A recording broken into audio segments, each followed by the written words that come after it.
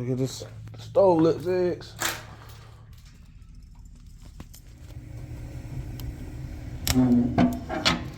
Alright, ladies and gentlemen, well, it's warming up in here.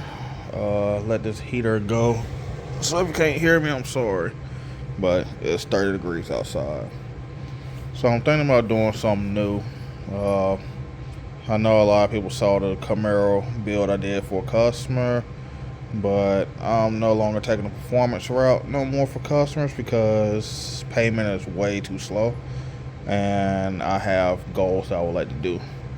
So I guess I'm gonna try this YouTube thing again. So let's do a build, but not a normal build. Like everybody else on YouTube that do drag builds, drivers, street stance, whatever. Let's go half mile. Let's see what a half mile build would take place of, and let's do it with some weird parts. I have LS sitting over there on the stand, ported heads, big cam, everything, but I'm not gonna do that. Also I have a Nova outside, but I'm not gonna do that neither. So I'm gonna take this Supra that I bought, Toyota 3UZ. Let's see if I can put an 8-speed behind it and see if we can go 200.5. Main goal for this car is street driven, AC, power steering, all your creature comforts, everything you need. I'm gonna try to keep up with how much I spend, what parts I buy, how much stuff costs, and how many hours I put into it. Because I feel like a lot of videos nowadays, guys will be like, oh yeah, we built this in a weekend, and really they, 6 people spent 3 days building it. I'm by myself, other than the help of my pops or maybe one of my friends or my dog or something like that. Most of the stuff is going to be done by hand in a shop with just basic hand tools. So, yeah, I guess we'll get started on it. Let's see what's going on. So, Adamat, I believe that's how you say it, but Adamat Performance, their adapter plate for the UZ. Gotta take the starter bolts out. They come with another type of bolt because the plate sits over and they'll hit them. So I'll check back when I get the plate on here and everything. I had it going fine on the bolts, but that was the thing I found out when I first did it.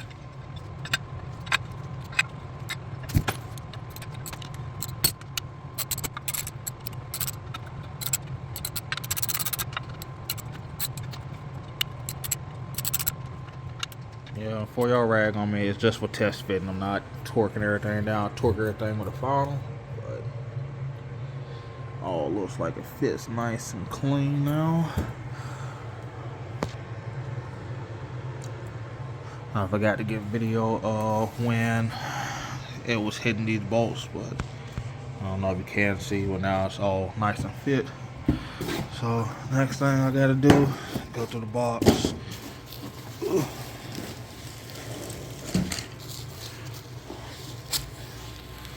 Get this beauty on.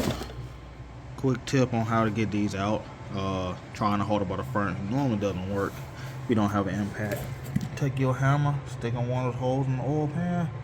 You grab the oil pan, you can break it loose with a breaker bar or a ratchet and a pipe, anything. But that's the easy way to get these broke loose, just in case, because they are pretty tight.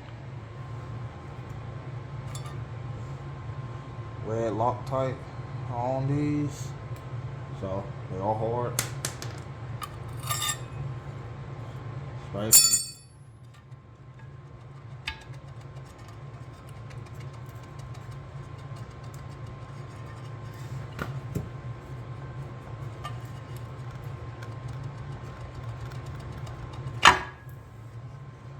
Flex plate.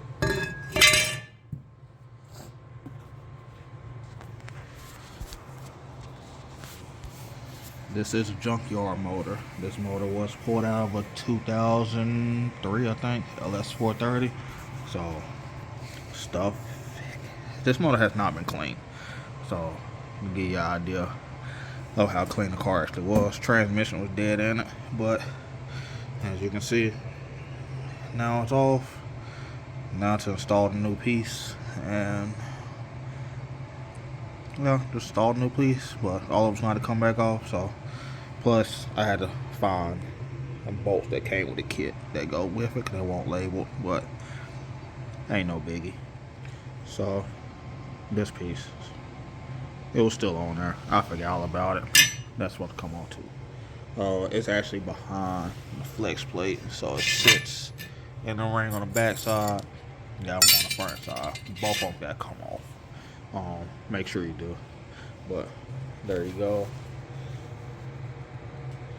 Nice and pretty. But I am missing 2 bolts.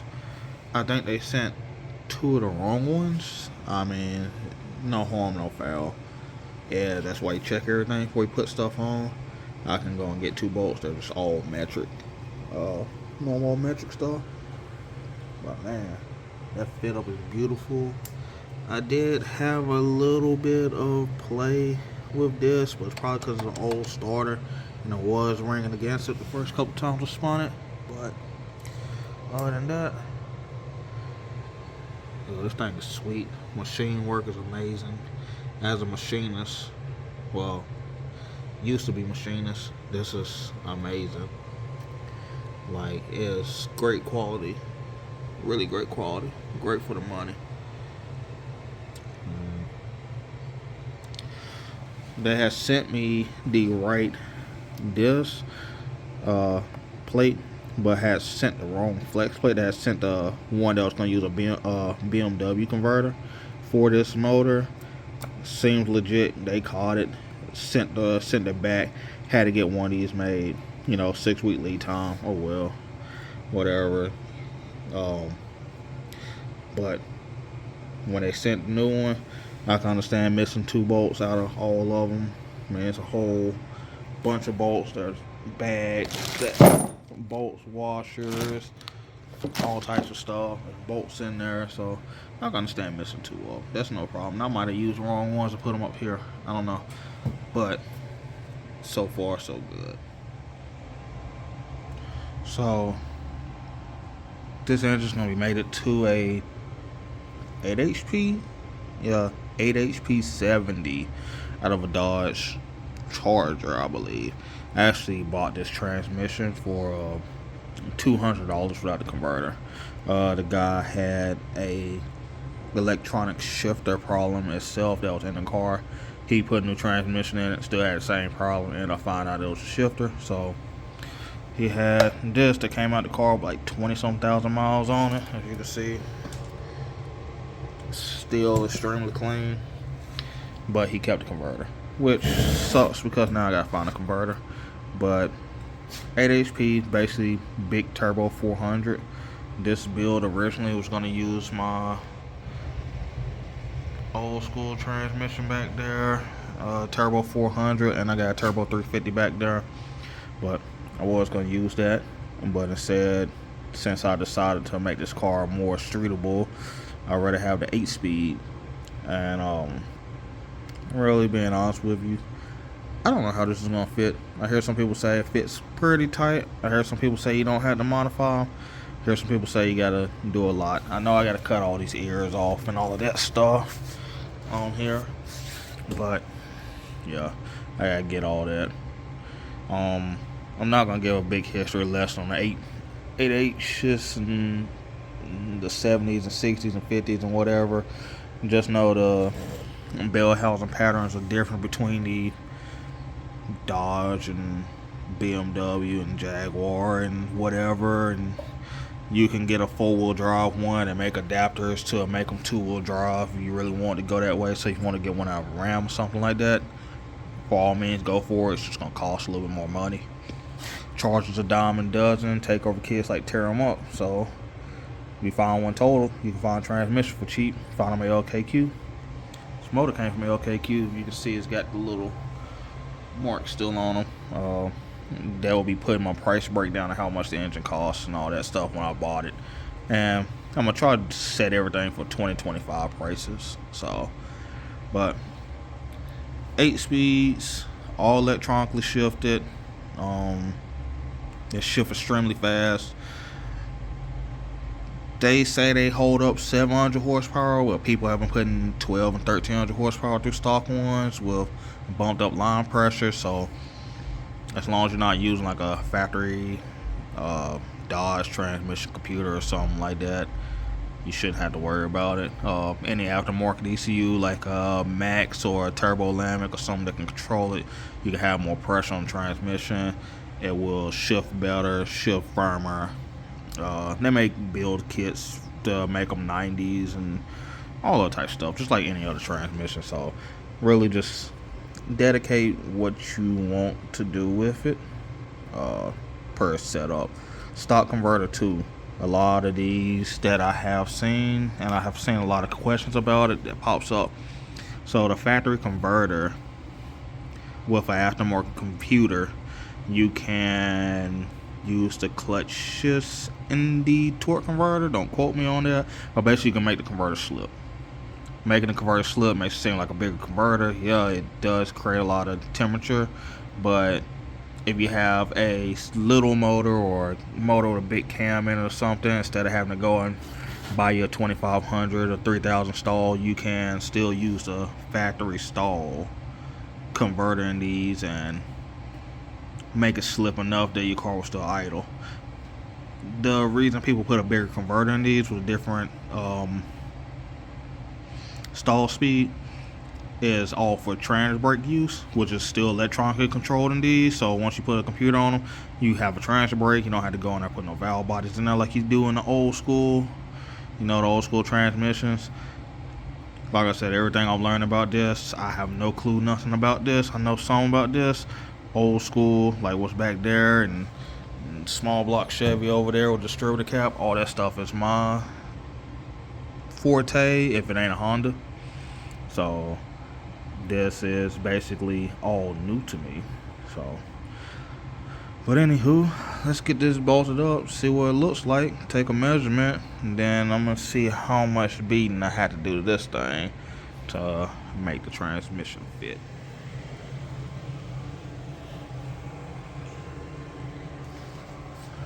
Man, this has been a long time coming. I've been probably had this motor for this car for, I don't know, before COVID. So for 2019, so 2018, I bought this motor, saved this car from the junkyard, cash for clunkers, came into the dealership, that was gonna scrap it, gave the lady like $1,500 for the car. It was running 7M automatic, non-turbo, AC power steering. I should have kept it all stock, but it's a Supra. Who's gonna fight a Supra? But yeah, looks like it was made for it. Now I got a baby Coyote, Hellcat, whatever you want to call it. But oh man, it's gonna be a whole bunch of work left to go. Because I don't think this is going to fit nowhere close. There's a lot of cutting I got to do. I got to get all these tabs off. So that's going to be a lot of cutting. I still had to find me a park release. Still got to get all my lines and stuff, my transmission. I just got my ECU in today. And I'll dig more in depth into that. Then we can go and do some wiring. And while I get it out, I'm gonna wire it all up. I'm gonna put a timing belt on it and see if it'll start. And if I can get it to start and everything on my electrical, then I will pull my motor back, or pull all the harness back off up, pull the motor down, finish porting my heads, pistons, rods. Don't know if I'm gonna go cams yet. I might go cams, but I don't know yet. That's kind of a down the road thing, but my goal is like, I think with the weight of this car, because this car weighs like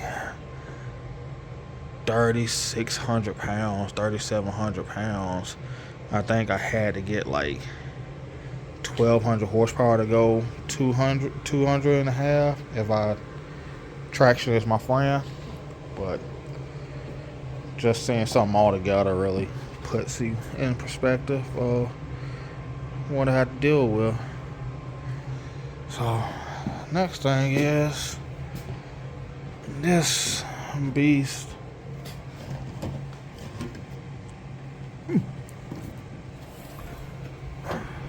I've already shaved my wire bay.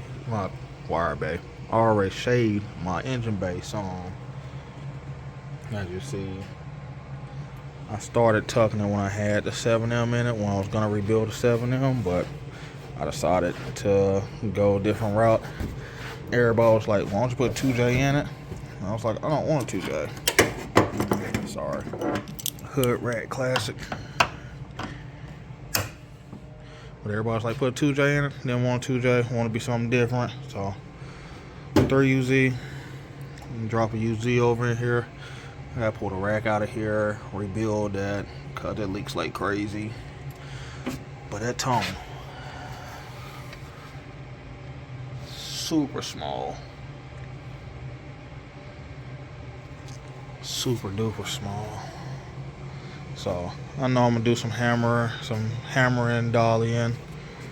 Still got interior stuff to do. So I started putting my interior back in, but took my dash out because I started working on to flock it. Gonna replace my heater cord and all the AC stuff, but interior's halfway decent on the car. It's not really bad. It's for an 87. It's not horrible. I have driver's seat I need to fix and rebuild and everything because it's torn up the crap. My shop is a mess, and that's gonna get cleaned up. Small block Chevy sitting over here on the floor that somebody wanted, and I ain't heard nothing back from them. And I got another guy that wants, so hopefully that's out the way soon, and I can make a little money off of it to dump over in here, a couple $100. Yeah, but I think end goal boosted Ford's 3UZ. I think that will be good. So as of right now, I have, I think, 5 hours into this today, not counting lighting the heater and getting all this stuff situated and kind of cleaning up a little bit. You know, I still got a ton more to clean, a lot of stuff to straighten up, old parts, old stuff I need to get rid of. But yeah, I got a few hours in it today. I had to go back and look at timestamps of when I started and when I stopped to know exactly how much time I have in it. I will price all of this, all these parts. Shout out to like Seems Legit Garage, cause they sourced this adapter plate from Adamat Performance. I know I'm probably saying it wrong, but they're out of Poland. When they shipped it to me, it took like 3 days to get to me. FedEx really dropped the ball because it sat in the FedEx warehouse for like 2 days. So, but yep. Next video we'll be doing some measuring, trying to fit it in here. Maybe working on the brakes because I do have a big brake kit for this car, poor man big brake kit. So that might be the next thing we do. I'm gonna try to get this in here. I need to build a cross member for the transmission. I already got billet mounts for it. So